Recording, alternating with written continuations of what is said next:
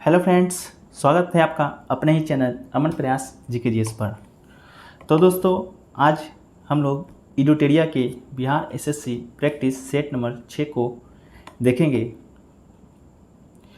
तो दोस्तों, अगर आप इस चैनल पर नए हैं तो चैनल को सब्सक्राइब करना ना भूलें तथा पास के बेल बटन को भी प्रेस कर दें।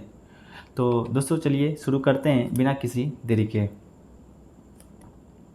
तो आज का जो आपका पहला प्रश्न है यह है कि हाल ही में ऑस्ट्रेलिया के नए प्रधानमंत्री के रूप में किसे चुना गया है।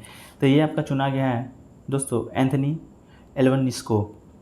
ये दोस्तों स्कॉट मॉरिसन का स्थान लिया है। यह ऑस्ट्रेलिया के 31वें प्रधानमंत्री हैं।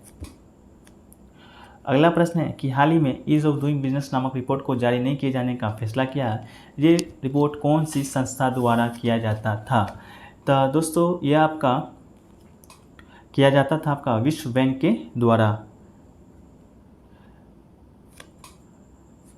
अगला प्रश्न है कि निम्न में से किसे प्राक्षित मुद्रा या आधार मुद्रा कहा जाता है। तो इसका जो आपका राइट आंसर है वह दोस्तों आपका ऑप्शन नंबर ए M0 को दोस्तों आपका आधार मुद्रा या प्राक्षित मुद्रा कहा जाता है। वहीं पर बात करें M1 को तो M1 को आपका संकीर्ण मुद्रा कहा जाता है। वहीं पर M3 को आपका कहा जाता है व्यापक मुद्रा। वहीं M2 को आपका कहा जाता है, इसे आप कमेंट सेक्शन में बताएं कि M2 को कौन सी मुद्रा कहा जाता है। अगला प्रश्न है कि मध्याह्न भोजन या मिड डे मील की स्कीम की शुरुआत किस वर्ष की गई थी। तो इसका जो शुरुआत है वो किया गया था आपका ऑप्शन नंबर बी 1995 ईस्वी में। इसका जो उद्देश्य है दोस्तों ये केंद्र सरकार के द्वारा लाया गया था। इसका जो उद्देश्य है कि प्राथमिक स्तर पर 1 से 8 क्लास के बच्चों को पोषण युक्त भोजन प्रदान करना इस योजना का आपका लक्ष्य था। अगला प्रश्न है कि आज़ादी का अमृत महोत्सव अधिकृत रूप से कब से किया गया है। तो ये दोस्तों आपका किया गया है ऑप्शन नंबर बी 12 मार्च 2021 को। 12 मार्च को क्यों किया गया है, क्योंकि दोस्तों 12 मार्च 2021 को दांडी मार्च का 51वां वर्षगांठ था। इसी के उपलक्ष्य में दोस्तों आपका आज़ादी का अमृत महोत्सव प्रारंभ किया गया है इसी दिन। अगला है कि विश्व बैंक ने भारत की अर्थव्यवस्था को 2022 में कितने प्रतिशत की दर से बढ़ने का अनुमान लगाया है। तो इसका जो आपका राइट आंसर है वो है आपका 7.5%। अगला प्रश्न है कि निम्न में से कौन सी महिला खिलाड़ी टेस्ट मैच की दोनों पारियों में अर्धशतक बनाने वाली पहली भारतीय एवं दुनिया की चौथी बल्लेबाज बन गई है। तो ये आपका बन गई है दोस्तों option number D Shefali Verma.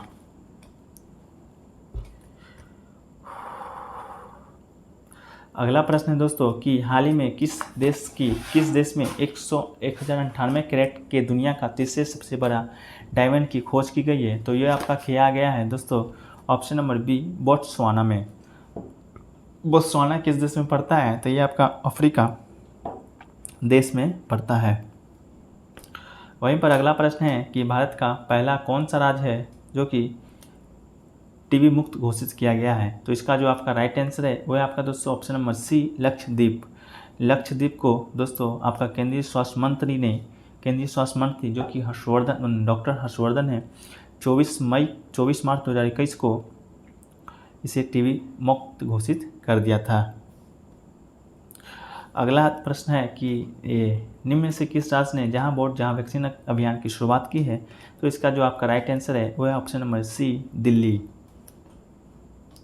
अगला है कि भारत सरकार ने किस समिति के सिफारिश पर लोकसभा और राज्यसभा टीवी चैनल को विलय किया है।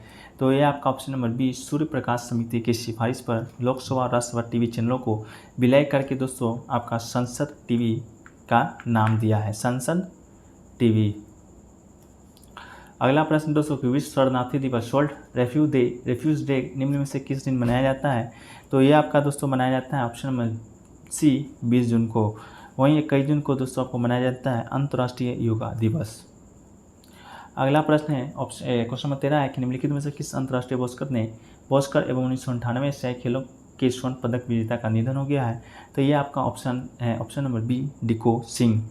ये दोस्तों आपका लीवर कैंसर से जूझ रहे थे जिनका कि ये निधन हो गया है। आपका 2017 से ही उनका उपचार चल रहा था लेकिन उनका अब जाके निधन हो गया है। ये आपके रहने वाले थे कहाँ के, तो मणिपुर के। इन्हें दोस्तों आपको 1998 ईस्वी में अर्जुन पुरस्कार भी दिया गया है तथा ये 1997 ईस्वी में अपना इंटरनेशनल बॉक्सिंग डेब्यू शुरू किया था। अगला है कि भारत सरकार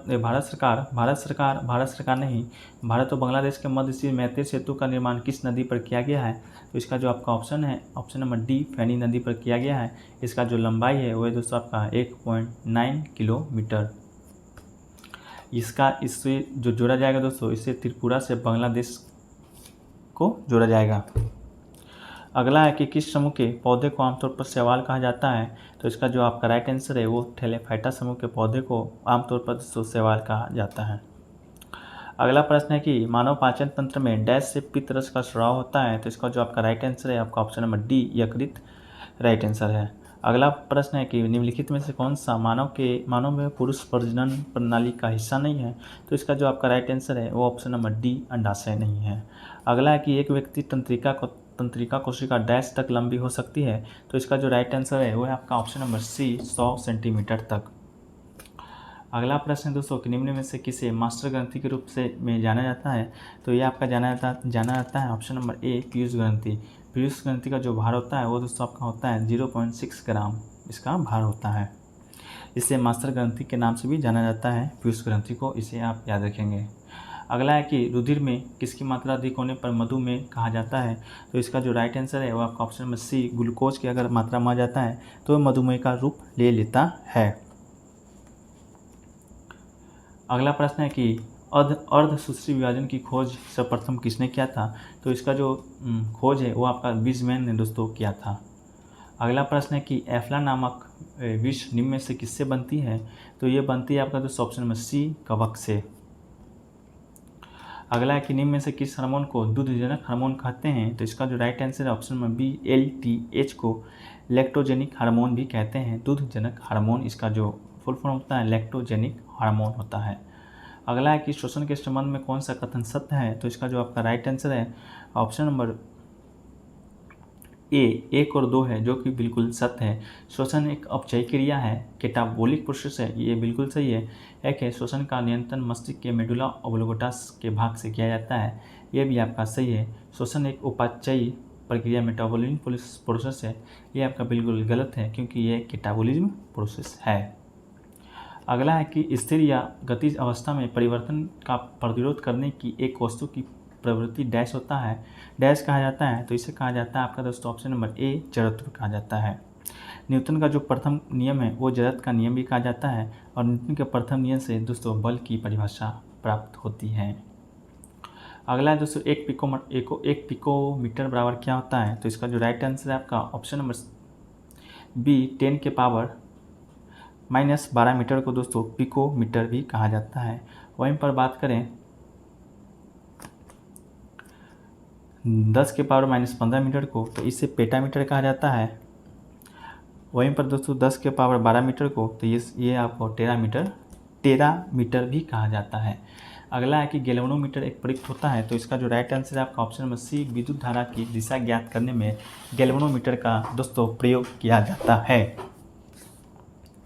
अगला है क्वेश्चन नंबर 28 है कि घर्षण बल डैश कार्य करता है, तो इसका जो राइट आंसर है आपका ऑप्शन नंबर सी, बल की दिशा के विपरीत कार्य करता है। क्वेश्चन नंबर 29 है कि एक संपीड़ित स्प्रिंग में कौन सी ऊर्जा होती है, तो ये आपका ऑप्शन नंबर ए, स्थिति ऊर्जा होती है।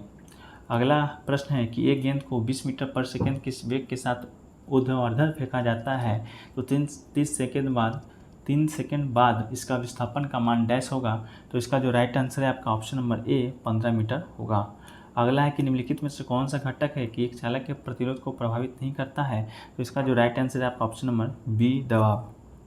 अगला है दोस्तों कि निम्न में से विद्युत परिपथ में समांतर जोड़ा जाता है, तो इसका जो राइट आंसर है आपका ऑप्शन नंबर बी, वोल्टामीटर को। अगला है कि प्रथम मगध साम्राज्य का उत्कर्ष किस शताब्दी में हुआ था, तो इसका जो आपका राइट आंसर है ऑप्शन नंबर बी, 36 शताब्दी ईसा पूर्व में हुआ था। अगला प्रश्न है 34 नंबर है कि गुप्त काल में भूमि राजस्व की दर क्या थी, तो इसकी राजस्व दर थी आपका 1/6 भाग, ऑप्शन नंबर सी। अगला है कि चंपारण आंदोलन से निम्नलिखित में से कौन सा संबंधित नहीं है? तो ये आपका option number D Jayaprakash Narayan है, जो कि संबंधित नहीं है। इनका जो संबंध है 1942 के भारत छोड़ो आंदोलन से है। बाकी जो 3 नाम है राजेंद्र प्रसाद, देवी के प्राणी और अनुग्रह सिंह, इनका जो संबंध है वह आपका चंपारण सत्याग्रह से है। अगला है कि बेगूसराय में चौकीदार कर के विरुद्ध आंदोलन निम्नलिखित में से किस आंदोलन का हिस्सा था? तो ये आपका ऑप्शन नंबर सी सविनय अवज्ञा आंदोलन का ही हिस्सा था। अगला है कि स्वराज आम जनता के लिए होना चाहिए, केवल खास वर्गों के लिए नहीं। यह कथन किसका है? तो ये कथन आपका सी राजगोपालचारी का है। अगला है कि अगस्त 1932 ईस्वी के रेमजे मैकडोनाल्ड के सांप्रदायिक पंचायत के द्वारा पहली बार निम्न में से किसके लिए एक पृथक निर्वाचन समूह बनाया गया था? तो इसका जो राइट आंसर है आपका ऑप्शन नंबर बी अछूतों के लिए पृथक निर्वाचन समूह बनाया गया था। अगला है कि हड़प्पा स्थलों में से मिले अनाज के बाजरे के दाने में निम्न से किस असल से प्राप्त हुए हैं? तो ये आपका हुआ है ऑप्शन नंबर ए गुजरात से। अगला है कि सिंधु बस्तर में रंगपुर निम्नलिखित में से किस नदी पर है? तो इसका जो राइट आंसर है आपका ऑप्शन नंबर सी मादर नदी पर। अगला है कि ऋग्वैदिक कालीन नदियों में अस्कनी नाम निम्नलिखित में से किस नदी का प्राचीनतम नाम है? तो ये आपका ऑप्शन नंबर बी चिनाब नदी का प्राचीनतम नाम है। अगला है कि पुनर्जागरण काल में चित्रकला का जनक किसे माना जाता है? तो ये माना जाता है आपका ऑप्शन नंबर बी जियाटो को। अगला है कि भारत में राज्य विधान पालिकाओं का उच्च सदन कौन सा है? तो इसका जो उच्च सदन है वो आपका विधान पालिका परिषद, ऑप्शन नंबर सी है। अगला है क्वेश्चन नंबर 44 की उच्चतम न्यायालय में न्यायाधीशों की संख्या वृद्धि करने की शक्ति किसके पास है? तो ये आपका ऑप्शन नंबर डी संसद के बाद से अनुच्छेद 124 के अनुसार दोस्तों उच्चतम न्यायालय की स्थापना गठन शक्ति और शक्तियों का विनय करने की विधि बनाने की शक्ति है, जो कि संसद के बाद है, ऑप्शन नंबर डी। अगला है कि निम्नलिखित में से कौन सा विषय पंचायती राज संस्थाओं की शक्तियों के अंतर्गत नहीं आता है? तो इसका जो आपका राइट आंसर है आपका ऑप्शन नंबर बी न्यायिक पुनर्वीक्षण। अगला क्वेश्चन नंबर 46 है कि भारतीय राजनीतिक व्यवस्था में कार्यपालिका किसके अधीन रहकर कार्य करती है? तो इसका जो आपका राइट आंसर है ऑप्शन नंबर बी विधान पालिका के अधीन रहकर कार्य करती है। अगला प्रश्न है कि कानूनी विषयों पर राज्य सरकार कौन परामर्श देता है? तो ये दोस्तों आपका देता है ऑप्शन नंबर बी महाधिवक्ता दोस्तों ये प्रदान करता है। ये कौन से अनुच्छेद के तहत परामर्श देता है? तो अनुच्छेद 165 के तहत महाधिवक्ता है जो कि कानूनी विषयों पर राज्य सरकार को परामर्श देता है। अगला है कि भारतीय संविधान में किसके अंतर्गत पंचायती राज प्रणाली की व्यवस्था की गई है? तो इसका जो राइट आंसर है आपका ऑप्शन नंबर बी राज्य के नीतिक निदेशक तत्व के अधीन। अगला है कि एक नया राज्य बनाने में संवैधानिक संशोधन के लिए कैसा बहुमत चाहिए? तो इसका जो राइट आंसर है आपका ऑप्शन नंबर ए साधारण बहुमत से ही आप एक राज्य बना सकते हैं।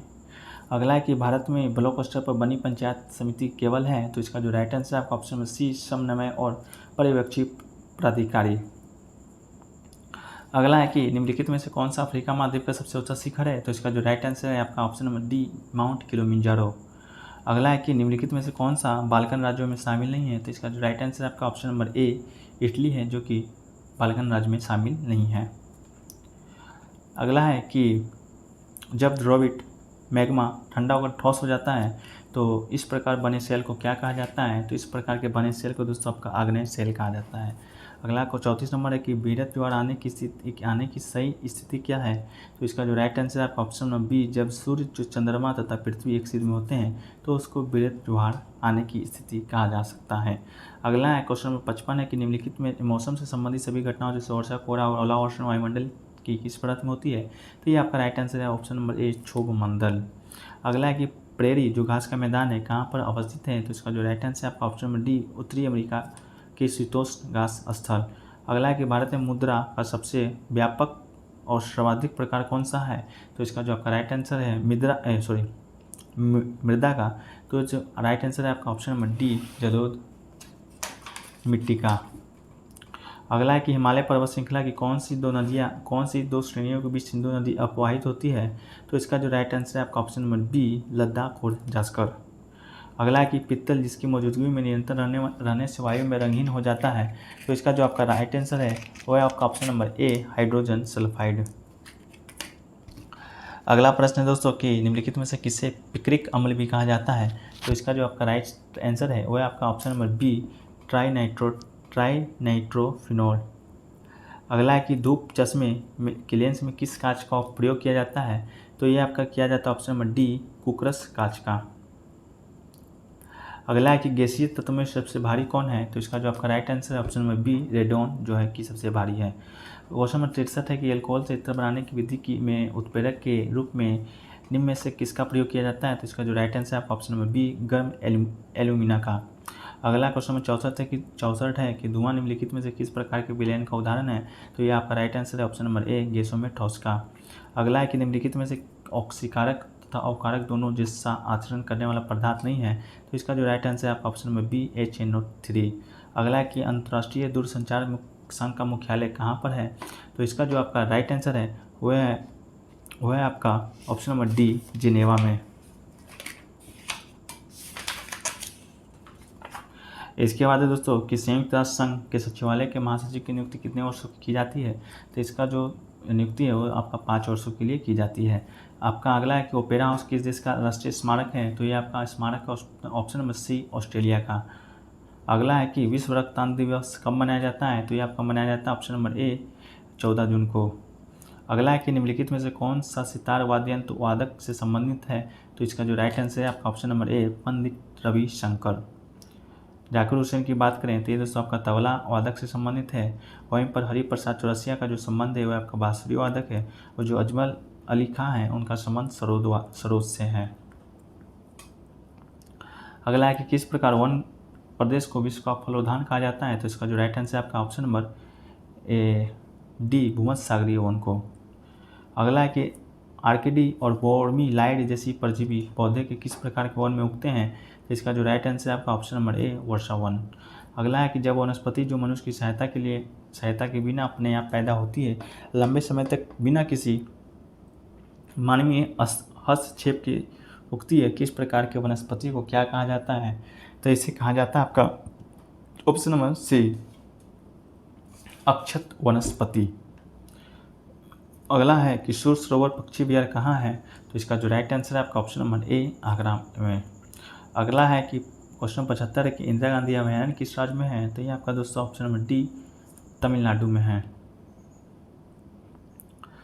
अब क्वेश्चन नंबर 76 दोस्तों मैथ का जो प्रश्न है, मैथ रीजनिंग का जो प्रश्न है दोस्तों, वह आप ये वीडियो पोस्ट करके बना लीजिए तथा इसका मैं उत्तर बता देता हूँ, जिसे आप मिला सकते हैं। अगर आपको इसका PDF चाहिए होगा तो दोस्तों आप हमारे टेलीग्राम चैनल, जिसका लिंक डिस्क्रिप्शन में दे दिया जाएगा, वहाँ से जुड़कर भी आप इसका सोल्यूशन ले सकते हैं। तो क्वेश्चन नंबर 76 दोस्तों जो उसका राइट आंसर हो जाएगा आपका ऑप्शन नंबर डी, 18।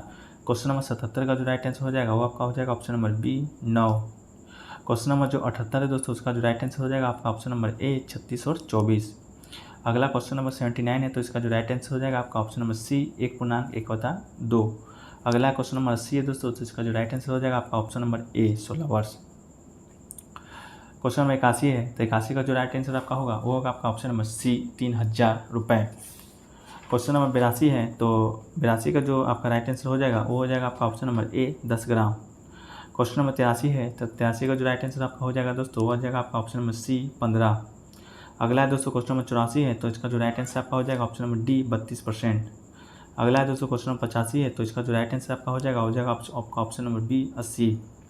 अगला है दोस्तों क्वेश्चन नंबर 86 है, तो इसका जो राइट आंसर है वो आपका हो जाएगा ऑप्शन नंबर सी, 20% हानि पर। अगला है दोस्तों क्वेश्चन नंबर 87 है, तो इसका जो राइट आंसर आपका हो जाएगा ऑप्शन नंबर ए, 992 रुपये। क्वेश्चन नंबर 88 है, तो इसका जो राइट आंसर आपका हो जाएगा दोस्तों आपका हो जाएगा ऑप्शन नंबर सी,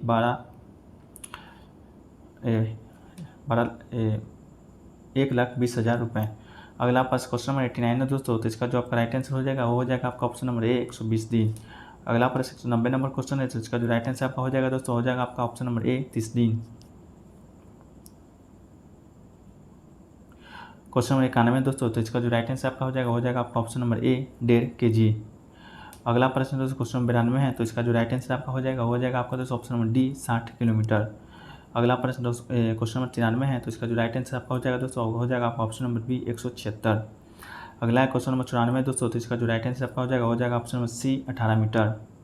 अगला प्रश्न दोस्तों क्वेश्चन नंबर 95 है, तो इसका जो राइट आंसर आपका हो जाएगा ऑप्शन नंबर ए, 462 किलोमीटर। अगला प्रश्न दोस्तों क्वेश्चन नंबर 96 है, तो इसका जो राइट आंसर आपका हो जाएगा ऑप्शन नंबर ए, 401 किलोमीटर।